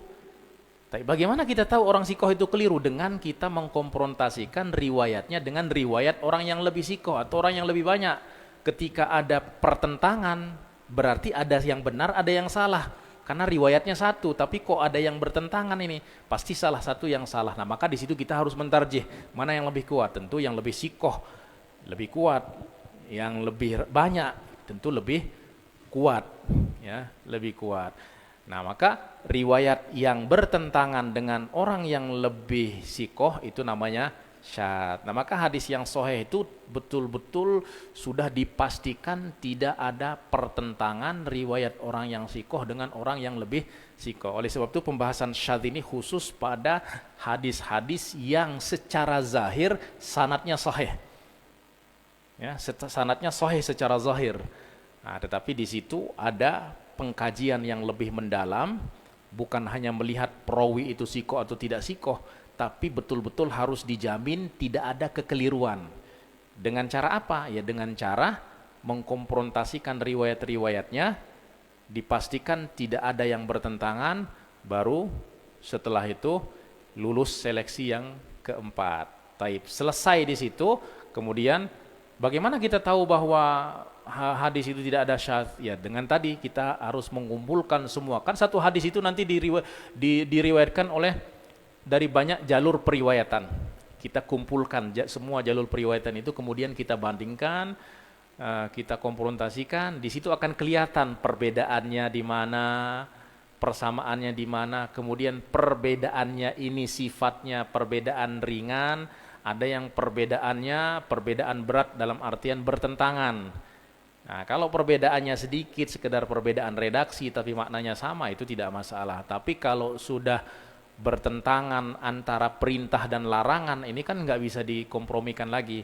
Nah, di situ perlu ditarjih. Ya. Nah, tentu ini bisa dilakukan oleh orang yang memang ahli. Ya, kalau tidak ahli, caranya bagaimana? Ya udah tinggal cari hadis tersebut di dalam kitab-kitab illah. Di situ biasanya akan dijelaskan oleh para ulama, hadis ini memang sanadnya sahih tapi syadz. Kenapa? Karena fulan yang meriwayatkan ini riwayatnya bertentangan dengan fulan yang lebih siqah. Ya. Nah, itu tahapan seleksi yang keempat. Nah, kemudian yang syarat yang kelima. انتفاء العلة القادحة وهو أن لا يوقف في الحديث على قادح خفي ويحصل بانتفاء العلة الاطمئنان بأن هذا الحديث الذي نبحثه بعينه قد سلم من القوادح الخفية بعد التأكد من سلامته من القوادح الظاهرة وتعرف العلة بما يعرف به الشذوذ وسيأتي مثال كل من الشاذ والمعلل في موضعه إن شاء الله تعالى. Ya, jadi yang keempat terakhir itu adalah tidak ada illah yang tersembunyi. Illah itu ada yang zohir, yang nyata, misalnya apa? Perawinya dhaif, sanadnya terputus, itu kan nyata semua. Nah, tapi kalau illah yang tersembunyi ini kelihatannya sanadnya sahih, perawinya juga sikoh, semuanya juga muttasil, tapi ada kejanggalan di dalam riwayat. Ada kejanggalan di dalam riwayat, dan biasanya yang tahu hadis itu ada illah adalah yang betul-betul pakar di situ. Oleh sebab itu ulama yang berbicara tentang illah itu nggak banyak. Hanya beberapa hitungan jari saja ulama-ulama yang betul-betul pakar di dalam ilmu illah, di antaranya Imam Bukhari, kemudian Imam Ya'qub bin Syaibah, kemudian Imam Ibnu Abi Hatim, Imam Abu Zur'a Ar-Razi, Imam Ali bin Abi Al-Madini. Itu saja yang memang betul-betul dikenal sebagai ulama yang pakar di dalam illah hadis. Yang para ulama ini ketika melihat hadis itu, begitu melihat saja, oh ini ada masalah nih hadis ini. Hadis ini enggak sahih. Semua orang mengatakan sahih, dia bilang enggak, ini ada yang enggak benar di sini. Orang lain enggak ngelihat, tapi karena dengan kepakarannya dia mengetahuinya, karena memang dia betul-betul ahli gitu. Ya, kayak kalau kita untuk suruh bedakan antara emas palsu dengan emas asli, ini sama-sama, bahkan mungkin kita akan melihat ini lebih cantik ini, padahal palsu, karena kita nggak ada ilmu untuk membedakan. Tapi kalau orang yang tukang emas dan memang begitu dia ngelihat, ini palsu ini. Kenapa? Karena memang bihukmi al-khibrah, dengan pengalamannya yang memang sudah betul-betul berpengalaman, sehingga dia dengan mudah bisa mengetahui ada illah-illah yang tersembunyi. Nah, kalau memang sudah pakar illah mengatakan nggak ada illah, baru bisa dikatakan hadis ini adalah hadis yang sahih. Sebab apa? Sebab sinyalnya nggak ada gangguan sama sekali. Ya, sinyalnya nggak ada gangguan. Selamat dari 4 gangguan ini, yaitu terputus, kemudian perawinya tidak adil, perawinya tidak dhabit, kemudian tidak ada syuzuz, tidak ada pertentangan, dan tidak ada pertentangan itu kayak rebutan sinyal gitu loh, kayak rebutan sinyal. Kemudian tidak ada kejanggalan di dalam riwayat, baru bisa dikatakan hadis ini adalah hadis yang sahih. Artinya penisbahannya kepada Rasulullah itu bisa dianggap benar. Kita bisa mengatakan dengan yakin, kita mengatakan qala Rasulullah sallallahu alaihi wasallam. Ya. Nah, itu tahapan yang dilakukan oleh para ulama untuk menguji, menghukum hadis ini. Setiap hadis, bayangkan ada jutaan hadis, ratusan ribu hadis, harus diteliti satu demi satu. Perawinya diteliti satu demi satu. Baru bisa mengambil kesimpulan hadisnya sahih. Diperiksa tadi, titiknya diperiksa, barisnya diperiksa, kemudian kata-kata diperiksa setiap kata, kemudian posisinya tertukar apa enggak diperiksa, kemudian konsistensinya juga diperiksa. Kalau semua itu sudah lolos, baru dibilang hadis sahih.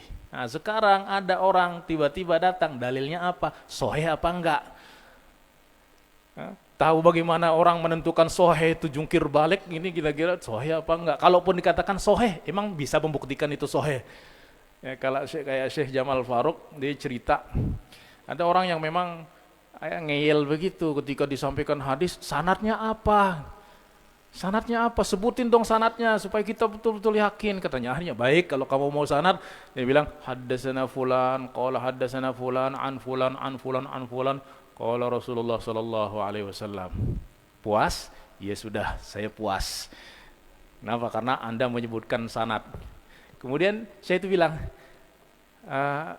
berarti kamu sudah percaya hadis itu betul-betul saya sebutkan dengan sanadnya? Ya, saya percaya kalau seperti itu, karena Anda menyebutkan sanadnya dari awal sampai akhir. Akhirnya saya itu bilang, tahu nggak kamu orang-orang yang saya sebutkan tadi? Kamu tahu nggak? Kata.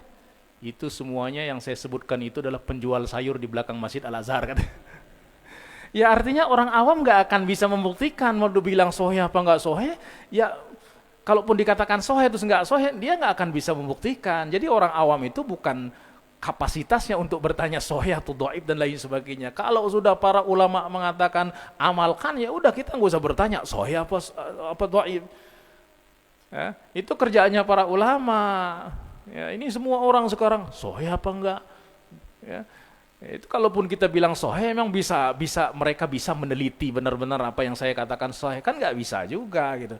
Harus perlu belajar berpuluh-puluh tahun, 13-an tahun harus belajar dulu baru bilang wah ini bisa sahih. Ya, kalau baru daurah sehari 2 hari terus langsung nyalahin Al-Hafidz Ibnu Hajar itu kan nggak tahu diri namanya. Ya. Nah, Anwa'ul hadits sahih. As-sahih naw'an. Sahihun lidzatihi huwa ma kana ad-dabtu fihi tamman wa huwa al-muradu bi ta'rif as-sahih as-sabiq. Sahihun li ghairihi huwa ma kana ad-dabtu fihi ghairu tam, walakinahu jaa'a min tariqin akhar mithluhu aw aqwa minhu, fayasiru sahihan li ghairihi wa huwa fil asli hasanun lidzatihi, thumma irtaqa bil mutaba'ati wat taqwiyati ila darajati as-sahih li ghairihi. Mithalu as-sahih lidzatihi ma akhrajahu al-Imam al-Bukhari. قال حدثنا الحميدي وعبد الله بن الزبير قال حدثنا سفيان قال حدثنا يحيى بن سعيد الأنصاري قال أخبرني محمد بن إبراهيم التيمي أنه سمع علقمة بن وقاص الليثي يقول سمعت عمر بن الخطاب رضي الله عنه على المنبر قال سمعت رسول الله صلى الله عليه وسلم يقول إنما الأعمال بالنيات وإنما لكل امرئ ما نوى فكل راو من رواة هذا الحديث ثقة كما أن كل واحد منهم قد صرح بالسماع عمن قبله وإليك بيان أحوال رجال إسناد الحديث. Ya, jadi tadi kita udah jelaskan sahih itu ada 2, sahih lidzati. Sahih lidzati itu jadi ketika kita mentakrif tadi, itu yang dimaksud dengan sahih lidzati. Kenapa? Karena dia sudah memenuhi kriteria. Sudah memenuhi kriteria. Jadi tidak perlu kepada pendukung. Ya, tidak perlu kepada pendukung penguat untuk menjadikan dia sahih. Itu namanya sahih lidzati, artinya dia sudah memenuhi 5 kriteria atau 5 syarat tersebut. Kedua, sahih li ghairihi itu asalnya adalah hasan lidzatihi, tapi mempunyai jalur periwayatan lain yang menguatkannya sehingga semakin kuat. Berarti hasan lidzati semakin kuat jadinya sahih. Maka dinamakan sahih li ghairihi. Ya, dia sahih karena selainnya ada faktor luar yang menjadikan dia sahih. Ya, tapi kalau sahih lidzati ini memang faktor internnya sudah sahih. Ya, contohnya hadis sahih lidzati, ya hadis yang diriwayatkan oleh Imam Bukhari. Kalau kita telusuri semua perawinya, semuanya siqah. Ya, Al-Humaidi Abdullah bin Zubair siqatun hafiz, Sufyan siqatun hafiz, Yahya bin Sa'id siqatun tabi'iyun siqatun sabt, Muhammad bin Ibrahim tabi'iyun siqah. Kemudian semua juga menyatakan dia mendengar haddatsana, akhbarani, sami'tu, dan semuanya mengatakan seperti itu. Jadi ini sudah memenuhi kriteria ataupun sudah sesuai dengan standar. Nah, مثال الصحيح لغيره ما أخرجه الترمذي قال حدثنا أبو كريب قال حدثنا عبدة بن سليمان عن محمد بن عمرو عن أبي سلمة عن أبي هريرة رضي الله عنه أن رسول الله صلى الله عليه وسلم قال لولا نشق على أمتي لأمرتهم بالسواك عند كل صلاة فمحمد بن عمرو بن علقمة من المشهورين بالصدق والصيانة ووثقه بعضهم لذلك ولكنه لم يكن متقنا حتى ضعفه بعضهم لسوء حفظه قال الذهبي محمد بن عمرو مشهور حسن الحديث مكثر عن أبي سلمة ابن عبد الرحمن وقد أخرج له الشيخان متابعة فحديث من هذه الجهة حسن لذاته وروي من طريق آخر صحيح عند البخاري من طريق مالك عن أبي الزناد عن الأعرج عن أبي هريرة رضي الله عنه وعند مسلم من طريق سفيان بن عيينة عن أبي الزناد به فقد تابع أبو الزناد فيهما محمد بن عمرو في شيخه وهو أبو هريرة رضي الله عنه فارتقى حديثه إلى درجة الصحيح لغيره فهذا الحديث بالنظر إلى طريق الصحيحين صحيح لذاته وبالنظر إلى مجيئه من طريق محمد بن عمرو صحيح لغيره لوجود المتابعة وإليك بيان أحوال رجال إسناد الحديث. Baik, di sini kita lihat hadis ini sahih li ghairihi. Kenapa? Karena pertama melalui jalur periwayatan Imam Tirmizi, hadis ini hasan li dzatihi. Sebabnya apa? Sebabnya ada seorang perawi bernama Muhammad ibnu Amr. Muhammad ibnu Amr ini statusnya soduk. Soduk itu artinya dari segi adalah terjamin, tapi dia bermasalah sedikit dari segi dobat. Artinya dobatnya itu berkurang. Ya mungkin tadi 70%. Ya, 70%. Nah, sehingga dia dikatakan tidak mutqin. Ya, dia hafiz tapi tidak mutqin. Nah, berarti kan tidak sama dengan orang yang mutqin dengan orang yang kurang mutqin. Ya, nah maka dia di sini kurang mutqin sehingga sebagian mengatakan dia lemah, tapi sebagian mengatakannya siqoh. Nah, biasanya perawi yang ada perbedaan ulama, ada yang mengatakan siqoh, ada yang mengatakan dhaif, biasanya hadisnya hasan. Tidak bisa dikatakan hadisnya sahih sebab apa? Ada yang mengatakan dia dhaif. Tidak bisa didhaifkan juga sebab ada yang mengatakan dia siqoh. Nah, ini menandakan bahwa keadaannya tidak disepakati, kesikohannya tidak disepakati, kedhaifannya juga tidak disepakati. Artinya dia berada di tempat tengah-tengah. Artinya statusnya itu sudah turun dari sikoh menjadi soduk. Ya, jadi soduk itu artinya dari kualitas dobatnya sudah berkurang. Nah, maka sehingga hadisnya menjadi hasanun lidzatihi. Tapi karena hadis ini diriwayatkan dari jalur periwayatan lain, bahkan Imam Bukhari juga meriwayatkan, Imam Muslim juga meriwayatkan dari jalur siapa? Dari jalur Abu Zinad. Ya, dari jalur Abu Zinad anil A'raj an Abi Hurairah. Ya, jadi hadis ini semua meriwayatkan dari Abu Hurairah, cuman jalurnya kepada Abu Hurairah itu yang berbeda. Jalur periwayatan Imam Tirmizi di sini ada kendala sedikit, yaitu kendalanya pada Muhammad ibni Amr, yaitu dia tidak mutqin sehingga kita ragu, ya, kualitasnya menurun sedikit. Tapi karena ada orang lain yang meriwayatkan hadis yang sama, jadi keraguan kita tadi itu menjadi hilang. Kenapa? Karena ternyata ragu itu artinya jangan-jangan Muhammad ibnu Amr di sini keliru gitu. Jangan-jangan, kenapa? Karena dia tidak mutqin. Tapi ketika ada orang lain yang meriwayatkan hadis yang sama, oh berarti keraguan tadi itu hilang. Sebab apa? Sebab tadi kita bilang jangan-jangan dia salah. Tapi ketika ada orang lain meriwayatkan dengan riwayat yang sama, oh berarti di sini dia tidak salah. Nah, sehingga dihukum hadisnya menjadi yang awalnya hasan li ghairihi li dzatihi menjadi sahih li ghairihi. Ya. Nah, itulah sebabnya ketika kita mengkaji suatu hadis dan sanad hadis itu nggak cukup dengan melihat kepada satu sanadnya saja. Kita akan kumpulkan seluruh jalur periwayatannya. Kemudian kita akan mengadakan komparasi dan lain sebagainya, baru kelihatan mana salahnya, mana benarnya. Ya, dan itu adalah oleh sebab itu nanti itu akan dilakukan di dalam takhrij. Oleh sebab itu mustalahul hadis ini adalah teorinya.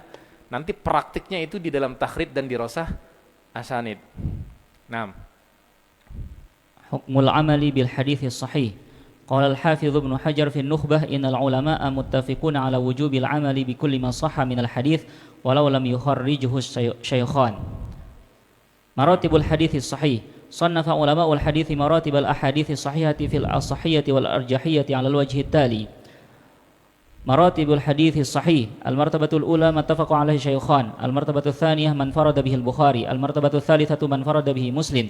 المرتبة الرابعة الصحيح الذي جاء على شرطهما.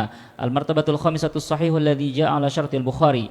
المرتبة السادسة الصحيح الذي جاء على شرط مسلم. المرتبة السابعة صحيح عند الأئمة المعتبرين وليس على شرطهما ولا على شرط أحدهما. تظهر فائدة ترتيب هذه المراتب عند التعارض والترجيح، حيث يقدم ما كان رواته في الدرجة العليا من العدالة والضبط على ما كان دونه في ذلك، وقد يقدم الأدنى على ما فوقه لأمور خارجية، كما لو كان حديث مسلم مثلا وهو مشهور قاصر عن درجة التواتر لكن حفته قرينة صار بها يفيد العلم، فإنه يقدم على ما أخرجه البخاري إذا كان فردا مطلقا ونحوه. Ya, tadi pembagian sahih kepada sahih li dzatihi dan sahih li ghairihi. Kemudian sekarang tingkatan-tingkatan kesahihan. Hadis sahih itu tidak berada pada satu level kesahihan. Bahkan para ulama menelusuri ternyata hadis sahih itu ada tujuh peringkat, 7 tingkatan, ya. Yang paling tinggi itu adalah muttafaqu alaihi syaikhan, yang disepakati oleh Imam Bukhari dan Imam Muslim. Artinya apa? Hadis itu diriwayatkan oleh Imam Bukhari dan Imam Muslim, berarti muttafaq alaih. Ini hadis yang paling, jadi istilah muttafaq alaih itu bukan disepakati oleh seluruh ulama. Yang dimaksud adalah kesepakatan Imam Bukhari dan Imam Muslim. Kesepakatan para ulama itu mengekor kepada kesepakatan Imam Bukhari dan Imam Muslim. Tapi secara istilah muttafaq alaih itu adalah yang disepakati oleh Imam Bukhari dan Imam Muslim. Derajat yang kedua, ya, yaitu man farada bihil Bukhari, yaitu yang hanya diriwayatkan oleh Imam Bukhari, Imam Muslim tidak riwayatkan. Hanya Imam Bukhari yang meriwayatkan, walaupun imam-imam lain meriwayatkan. Jadi di sini yang menjadi patokan itu adalah Imam Bukhari dan Imam Muslim. Kalau Imam Bukhari saja yang meriwayatkan, berarti ini pada derajat kedua. Derajat ketiga, Imam Muslim riwayatkan, Imam Bukhari tidak riwayatkan. Berarti Imam Muslim sendiri. Nah, yang keempat, hadis yang sahih sesuai dengan standar hadis yang muttafaq alaih. Standarnya sama dengan hadis yang muttafaq alaih, perawi-perawinya sama. Tapi Imam Bukhari dan Imam Muslim tidak meriwayatkan, berarti sahih ala syartihima. Artinya sesuai dengan standar Imam Bukhari dan Imam Muslim. Itu yang derajat yang keempat kesahihan. Kemudian yang kelima adalah hadis yang sesuai dengan standar Imam Bukhari, ya, Imam Bukhari sendiri. Yang keenam yang sesuai dengan standar Imam Muslim. Dari mana kita melihat standarnya? Ya, standarnya itu yang paling nampak itu pada perawi. Ada perawi yang digunakan oleh Imam Bukhari saja, tidak digunakan oleh Imam Muslim. Ya, ada perawi, ya. Ada perawi yang digunakan oleh Imam Bukhari dan Imam Muslim, maka ini muttafaq alaih. Hadisnya juga disebutkan oleh Imam Bukhari dan Imam Muslim, maka itu muttafaq alaih. Nah, kemudian ada hadis diriwayatkan oleh perawi ini digunakan oleh Imam Bukhari, digunakan juga oleh Imam Muslim, tapi hadisnya tidak disebutkan di dalam Sahih Bukhari, Sahih Muslim. Berarti sahih ala syarti asy-syaikhaini. Ada perawi yang digunakan oleh Imam Bukhari tapi tidak digunakan oleh Imam Muslim. Berarti hadisnya sahih ala syarti al-Bukhari. Ada perawi yang hanya digunakan oleh Imam Muslim tapi tidak digunakan oleh Imam Bukhari, maka sahih ala syarti Muslim. Nah, yang ketujuh, hadis yang disahihkan oleh para ulama yang mu'tabarin, ya, walaupun tidak sesuai dengan standar sahihain, standar Imam Bukhari atau standar Imam Muslim, tapi oleh para ulama dianggap sebagai hadis yang sahih. Kemudian kita akan bertanya, emang apa faedahnya kita tahu tingkatan-tingkatan itu? Nanti akan kelihatan ketika kita berhadapan dengan hadis-hadis yang kontradiksi. Ada kontradiksi yang dimana di sana kita dituntut untuk mentarjih. Nah, maka langkah tarjihnya itu ya tadi, mana yang lebih kuat tentu akan kita lebih utamakan. Ya, walaupun ini hanya kaedah umum, walaupun nanti ada pengkhususan, bisa jadi yang diriwayatkan oleh Imam Muslim lebih kuat daripada yang diriwayatkan oleh Imam Bukhari. Misalnya yang hadis Imam Bukhari diriwayatkan melalui satu jalur periwayatan, sementara yang di dalam Sahih Muslim diriwayatkan oleh 3 orang, tentu akan lebih kuat. Ya, tetapi itu faktor eksternal. Ya. Baik, ini contoh-contoh saja, contoh misal muttafaq alaih, misal man farada bihil Bukhari, man farada bihi Muslim. Ya. Nah, ini tidak perlu kepada uraian, ini hanya perlu kepada, ya, perlu dibaca sendiri pun bisa, karena ini sekedar contoh saja. Muttafaq alaihi, itu contohnya ini, kemudian infarada bihil Bukhari contohnya ini, infarada bihi Muslim contohnya ini, kemudian yang syarat Imam Bukhari dan Imam Muslim contohnya ini, dan yang banyak mungkin kita bisa jadi rujukan untuk mengetahui yang sesuai dengan standar Imam Bukhari dan Imam Muslim itu adalah kitab Imam Al-Hakim An-Naisaburi, karena di situ selalu beliau komentar di bawah sahih ala syarti syaikhaini, sahih ala syartil Bukhari, sahih ala syarti Muslim, karena memang tujuan beliau adalah mengumpulkan hadis-hadis sahih yang tidak diriwayatkan oleh Imam Bukhari dan Imam Muslim, maka dinamakan Al-Mustadrak ala Sahihaini. Dan beliau karena ada asumsi waktu itu hadis sahih itu hanya yang diriwayatkan oleh Imam Bukhari dan Imam Muslim, maka datang Imam Al-Hakim mengatakan tidak semua, banyak juga hadis-hadis yang sahih yang ada di luar sahih Bukhari, maka beliau kumpulkanlah hadis-hadis yang sesuai dengan standar sahihain, standar Imam Bukhari dan Imam Muslim. Baik, kemudian contoh langsung ke contoh yang ke-7, sahih indal a'immatil mu'tabarin wa laysa 'ala syarti syaikhaini wa la 'ala syarti ahadima, yaitu contoh hadis yang disahihkan oleh para ulama mu'tabarin walaupun tidak sesuai dengan standar sahihain, standar Bukhari dan standar Muslim. Ya, contohnya adalah hadis yang diriwayatkan oleh Ad-Daraqutni min tariq Yahya bin Bukair an Syarik an Simak an Ikrimah an Ibni Abbas an Maimunah radhiyallahu anha qalat ajnabtu faghtasaltu min jafnatin fafadalat fiha fadlah فجاء النبي صلى الله عليه وسلم يغتسل منه فقلت إني قد اغتسلت منه فقال الماء ليس عليه جنابه فاغتسل منه. Hadis ini kata para ulama sahih, disahihkan oleh Imam Tirmizi, oleh Ad-Daraqutni dan Imam Ibnu Khuzaimah dan lainnya dari hadis Ibnu Abbas an Maimunah. Kenapa Imam Bukhari dan Imam Muslim ini tidak menerima riwayat ini, artinya tidak menghukumnya sebagai sahih? Karena di situ ada Simak bin Harb. Simak bin Harb ini bukan rijalis sahihaini. Artinya tidak dianggap sebagai, artinya tidak menurut Imam Bukhari dan menurut Imam Muslim tidak memenuhi standar, ya. Tetapi di situ ada faktor eksternal yang menjadikan para ulama menerima riwayat Simak bin Harb. Apa alasannya kenapa? Li'annahu kana yaqbalut talqin.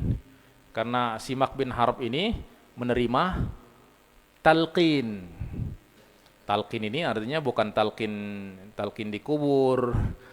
Ya, ini berarti mazhab talqin riwayatnya enggak diterima. Bukan itu maksudnya. Nah, itulah pentingnya kita memahami istilah setiap disiplin ilmu. Karena terkadang kata yang digunakan sama tetapi konotasinya berbeda setiap disiplin ilmu. Talqin di sini yang dimaksudkan apa? Itu menunjukkan bahwa ingatannya itu sudah kurang. Misalnya dia menyampaikan riwayat, kemudian ditegur oleh muridnya, "Syekh, yang benar seperti itu." "Oh iya, apa yang kamu katakan itu benar." Berarti dia sudah menandakan dia sudah tidak percaya diri gitu. Nah, itu artinya ia kebalut talqin, ditalqin oleh muridnya, dia terima talqin itu, dan itu menandakan dia tidak sabit lagi, tidak kokoh lagi ingatannya. Beda kalau dia tetap ngotot, enggak, apa yang saya sampaikan itu benar. Nah, berarti itu artinya la yaqbalut talqin, itu menandakan dia masih ingatannya kuat. Nah, Simak ini antara kelemahannya adalah ya ingatannya sudah berkurang sehingga terkadang dia banyak menerima talqin. Artinya teguran, pembenaran dari muridnya yang menunjukkan bahwa dia tetapi apa yang menguatkannya? Yang menguatkannya adalah yang meriwayatkan dari Simak ini adalah Syu'bah. Nah, Syu'bah ini orang yang sangat dikenal sebagai orang yang sangat selektif. Dia tidak akan menyampaikan riwayat kecuali dari gurunya, kecuali hadis yang betul-betul sudah dia seleksi sahih. Ya. Nah, oleh sebab itu terkadang ada hadis-hadis yang mudallas, hadis yang diriwayatkan oleh seorang yang mentadlis tapi perawinya Syu'bah. Itu biasanya itu sudah lulus seleksi. Kenapa? Karena sudah diseleksi oleh Imam Syu'bah. Ya, karena beliau dikenal tidak meriwayatkan, hanya tidak menyampaikan riwayat dari gurunya kecuali hadis-hadis yang sudah dia pastikan sahih. Ya. Maka di sini dia yang menyebabkan para ulama mensahihkan hadisnya Simak di dalam kasus ini adalah karena di dalam jalur periwayatan lain hadis ini diriwayatkan oleh Syu'bah an Simak ibni Harb an Ikrimah. Nah, walaupun Ikrimah ini memang nggak sesuai standar Imam Bukhari dan Imam Muslim, tetapi ada faktor luar yang menjadikan para ulama mensahihkannya. Nah, kemudian kenapa Sahih Bukhari itu dan Sahih Muslim itu, Sahih Bukhari itu lebih unggul daripada Sahih Muslim? Ya karena memang ya faktor-faktor kesohihan itu lebih kuat pada Sahih Bukhari. Ya, di sini saya sudah ya jelaskan beberapa perbandingan yang dijelaskan oleh para ulama, yaitu khususnya Al-Hafidz Ibnu Hajar. Mungkin sekilas aja di sini, sekilas aja ini untuk sekedar maklumat. Kenapa Imam Bukhari itu lebih ketat ya? Karena pertama syaratnya juga lebih ketat.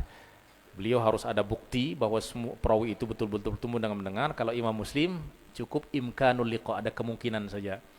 Nah, kemudian dari segi kritikan terhadap hadis-hadis atau terhadap perawi. Nah, di sini jumlah perawi yang ada di dalam Sahih Bukhari itu 484 orang. Nah, yang dikritik itu ada 80 orang, artinya sekitar 16,52% perawi Sahih Bukhari yang dikritik oleh para ulama.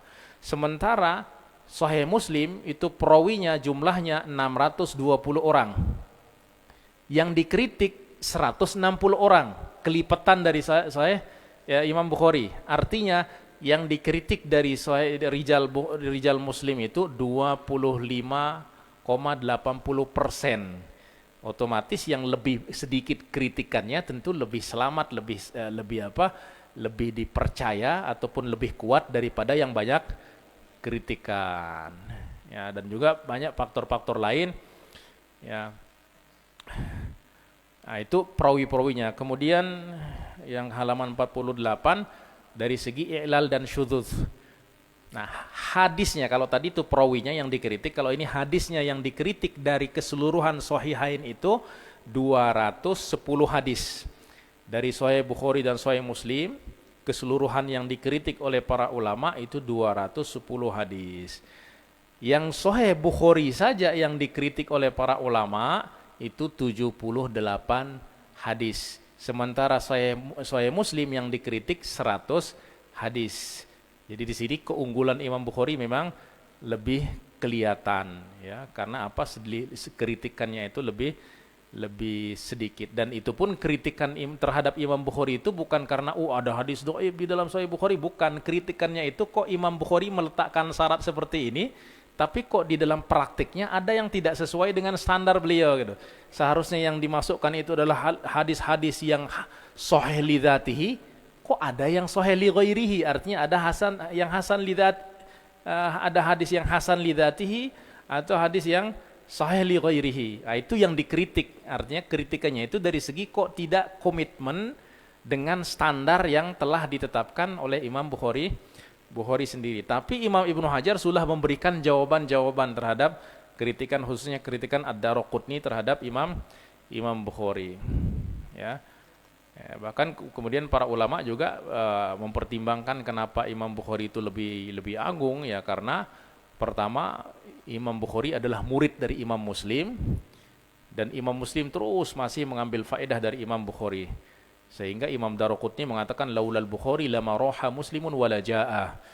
Ya, kalau bukan karena Imam Bukhari, Imam Muslim itu nggak akan jadi apa-apa gitu. Artinya nggak akan jadi seperti yang kita lihat kepakaran beliau. Artinya Imam Bukhari tetap lebih unggul. Nah, ini sebenarnya pembahasan tambahan saja, informasi maklumat tambahan berkenaan dengan apakah ketika hadis itu dihukum itu dipastikan kesohihannya 100% atau masih tingkatannya kepada zon yang kuat. Nah, ini sebenarnya bukan masuk dalam pembahasan ilmu hadis. Ya, ini pembahasan ilmu usul dan ilmu kalam sebenarnya, tapi dibicarakan di dalam ilmu hadis karena memang ada kaitannya. Jadi ini pembahasan ini adalah serapan dari pembahasan ilmu usul dan ilmu kalam. Nah, jadi mungkin saya nggak akan baca ini, kita lompat saja kemudian ahkamut tashih wa tad'if. Nah, ini mungkin kita baca sedikit yang 49. أحكام التصحيح والتضعيف اختلف العلماء في حكم التصحيح والتضعيف لأهل العصور المتأخرة على قولين. القول الأول أنه لا يجوز لأهل العصور المتأخرة أن يصححوا حديثا لم ينص على صحته حافظ معتمد وهو قول الحافظ ابن الصلاح، وحجتهم في ذلك ضعف أهلية هذه الأزمان، وأيضا باعتبار أنه لو كان صحيحا لما أهمله أئمة العصور المتقدمة لشدة فحصهم واجتهادهم. القول الثاني جواز التصحيح لمن تمكن وقويت معرفته في هذا العلم، وهو الذي عليه عمل أهل الحديث وهو قول الإمام النووي. وممن صحح من المتأخرين أبو الحسن بن القطان والحافظ ضياء الدين المقدسي والحافظ عبد العظيم المنذري والحافظ شرف الدين الدمياطي والشيخ تقي الدين عبد الكافي السبكي وغيرهم. Ya, ini perbedaan ulama tentang hukum mensahih dan mendhaifkan hadis. Kalau menurut Al-Hafidz Ibnu Shalah, ya, pada zaman beliau itu katanya sudah nggak layak untuk mensahih dan mendhaifkan hadis. Alasannya zaman beliau itu keahlian para ulama itu sudah berkurang. Itu berbicara pada zamannya Al-Hafidz Ibnu Shalah pada abad ke-7 gitu. Ya, beliau nggak berbicara pada abad yang ke-21. Kalau melihat ke abad ke-21 mungkin nggak ada yang layak sama sekali gitu. Ya, tetapi Imam Nawawi mengatakan boleh-boleh saja selama orang itu memang betul-betul pakar dan keilmuannya itu betul-betul kuat. Ya, selama dia memenuhi syarat, ya maka tidak apa-apa kata Imam Nawawi. Dan ini yang diamalkan oleh para ulama hadis. Ya. Artinya kalau Imam Ibnu Shalah itu menutup ijtihad di dalam menghukum hadis, sebagaimana Imam Syafi'i menutup ijtihad karena sudah melihat ketidaklayakan orang untuk berijtihad lagi, maka beliau tutup pintu ijtihad. Nah, kalau Imam Ibnu Shalah menutup ijtihad di dalam menghukum hadis. Nah, tetapi itu dibuka lagi oleh Imam An-Nawawi, bahwa nggak apa-apa selama memang betul-betul ahli dan betul-betul amanah. Buktinya kata Imam Nawawi, banyak ulama-ulama yang setelahnya juga buktinya banyak ulama-ulama mutaakhirin yang mensahihkan dan mendhaifkan. Ya baik, kita sudah selesai dari pembahasan hadis sahih, ya, pembahasan hadis sahih. Ya, alhamdulillah kita sudah sampai halaman 50. Ya, walaupun standarnya sebenarnya sampai 80, tapi karena tadi kita ada pembukaan dan lain sebagainya, jadi tergeser lah. Insyaallah besok bisa kok jadi sisanya tinggal berapa? Tinggal 98 halaman lah. Berarti tinggal bagi berapa? 198 halaman. Jadi tinggal dibagi dua aja, tinggal dibagi dua hari. Insyaallah bisa kok, insyaallah bisa. Ya. Insyaallah bisa. Apalagi kalau pembahasan akhir itu memang sudah tidak banyak berbicara tentang teori-teori, di situ hanya bisa dibaca sardan. Nanti mungkin besok masih perlu sedikit sedikit muter-muter kepala sedikit. Tapi kalau udah hari ketiga insyaallah tinggal Syekh Zain mungkin nanti tinggal udah ngegas aja udah. Ya. Insyaallah bisa hatam insyaallah. Ya, walhamdulillahirabbil alamin. Wa sallallahu ala sayyidina Muhammad wa ala alihi wa sahbihi ajma'in. Ya. Baik, insyaallah besok berarti kita akan masuk pada pembahasan tentang hadis Al-Hasan. Ya, kemudian setelah itu masuk pada pembahasan tentang hadis dhaif. Ya. Terima kasih kita ucapkan kepada Dokter. Masya Allah kita sangat-sangat menikmati walaupun sampai larut malam. Saya yakin kita yang punya dasar walaupun sedikit dengan beliau sangat-sangat bisa menyederhanakan ilmu mustalah hadis ini, kita sangat menikmati ya. Walaupun jadi walaupun mungkin ada kita mengerti beberapa niki mungkin baru pertama kali benar-benar mendengarkan ilmu ini, tapi mungkin sedikit sebelum saya tutup, saya ini sering diceritakan oleh guru kami Dr. Ahmad Ma'bad. Nah, jadi Dr. Ahmad Ma'bad itu ada katanya dulu seorang polisi ya, seorang polisi yang tiba-tiba datang belajar ikut talaki beliau, talaki tingkat tinggi lah, Fathul Mughis. Ini berapa kali disebut oleh beliau tadi Dr. Ahmad Ma'bad, dan mengadu, dokter kok saya enggak paham apa-apa katanya. Mungkin kalau kita yang jadi gurunya mungkin udah bilang kamu fokus sama kerjamu jadi polisi aja, nggak usah ngaji-ngaji begini gitu kan. Nah, tapi beliau dengan sabar membimbing, ya udah kamu baca dari sini dulu, sediakan waktu 10 menit saja sebelum tidur. Nah, jadi beliau bersabar dan sekarang sudah sampai seperti beliau tadi, puncaknya kita sudah menguasai ilmu mustalah hadis itu kalau sudah bisa takhrij, pandai dalam takhrij. Dan sekarang beliau di samping dulu ketika awal-awal belajar polisi biasa, sekarang sudah jadi liwa, jadi jenderal, dan sudah punya beberapa perpustakaan gitu, perpustakaan yang beliau peruntukkan untuk, memang bukan beliau mengajar sadar diri lah, ini bukan takhasus saya, bukan konsentrasi saya, tapi beliau menyediakan beberapa perpus yang beliau mensponsori kegiatan-kegiatan untuk belajar ilmu mustalah hadis. Salah satunya ada dokter di bawah ruak saya di Jum'ah itu. Nah, itu jadi maktabah yang beliau yang sponsori. Nah, jadi sehingga beliau mengatakan, Dr. Ahmad Ma'bad, laisal ibratu biman sabaq wa innamal ibratu biman sadaq. Bukan tentang siapa yang akan pandai, siapa yang akan bisa, itu tentang siapa yang lebih dulu belajar. Mungkin kalau kami belajar ilmu mustalah hadis ini sudah bertahun-tahun ya, tapi dengan mungkin ada pelungguh-pelungguh yang baru belajar tapi benar-benar tulus, siapa tahu nanti salah satu dari pelungguh-pelungguh yang tulus, iya'lamillahu fi qulubikum khairan yu'tikum khairan.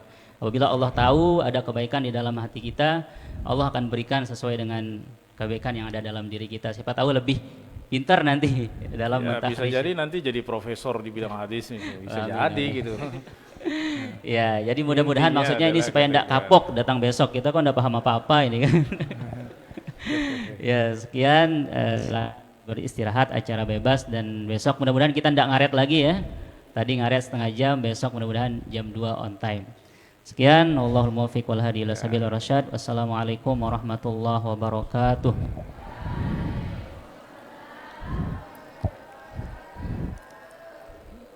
Ya, saya tambah sedikit. Jadi kita dalam ilmu hadis ini belajar tentang dhabtul rawi.